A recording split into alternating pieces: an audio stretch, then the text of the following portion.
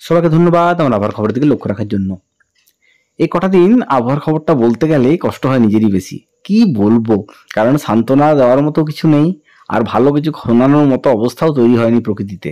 কারণ এখন সূর্যদেব পুরোপুরি আমাদের উপর এতটাই ক্ষুণ্ণ যে সারাটা দিন সকাল থেকে সন্ধ্যা সে একটা গরমের পরিস্থিতি নিয়ে চলছি আমরা। চলুন শুরু করি সেই গরমের পরিস্থিতি কি চলবে না সেটা থেকে মুক্তি পাবো আমরা সে নিয়ে বিস্তারিত বলি। আগামীকাল অর্থাৎ বৃহস্পতিবার দিন সকাল থেকে আকাশ থাকবে একদম মেঘমুক্ত নীল আকাশ। এমনকি সকালবেলায় ৯টা সাড়ে ৯টার পর থেকে কিন্তু গরম হাওয়া বইতে শুরু করবে পুরো দক্ষিণবঙ্গ জুড়েই। এবং দুপুরের দিকে কিন্তু সেটা চরম পর্যায়ে পৌঁছবে, কারণ কালকেও অস্বস্তিকর একটা গরমের পরিস্থিতি তৈরি হবে পুরো দক্ষিণবঙ্গ জুড়েই। ফলে বৃষ্টির সম্ভাবনা সেভাবে নেই বললেই চলে। কোথাও কোথাও স্থানীয়ভাবে বজ্রগর্ভ মেঘ সৃষ্টি হলে ১-২ মিনিট বৃষ্টি হলেও হতে পারে, কিন্তু তার সম্ভাবনা খুবই ক্ষীণ সব জায়গায়, এবং সেটা হলে বরং কষ্ট বাড়বে যে কমবে না। ফলে এটুকু বলতে পারি গরম কিন্তু চরম গরমের পরিস্থিতি তৈরি হবে পুরো দক্ষিণবঙ্গ জুড়ে, এবং বৃষ্টির সম্ভাবনা একদমই নেই।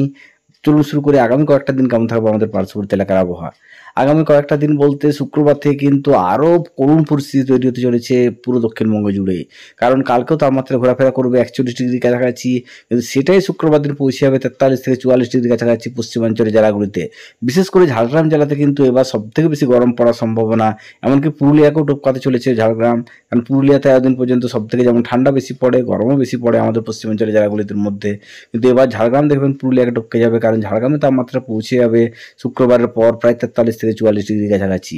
এবং সারাটা দিন একটা অস্বস্তিকর গরমের পরিস্থিতি তৈরি হবে পুরো দক্ষিণবঙ্গ জুড়ে। গাছের পাতা নড়া তো দেখতেই পাবেন না।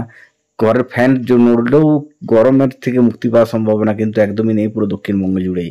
একটা চরম বাজে পরিস্থিতি তৈরি হতে চলেছে আমাদের দক্ষিণবঙ্গ জুড়ে অন্তত আগামী কয়েকটা দিন। আপাতত ৮-১০ দিনের বৃষ্টির সম্ভাবনা সেভাবে নেই বললেই চলে। হঠাৎ করে আবহাওয়ার কোনো পরিবর্তন হলে সেটা তো অবশ্যই আপনাদেরকে জানাবো। তবে আপাতত যা পরিস্থিতি তাতে কিন্তু আগামী আরও ৮-১০ দিন একই রকম গরমের পরিস্থিতি চলবে পুরো দক্ষিণবঙ্গ জুড়েই।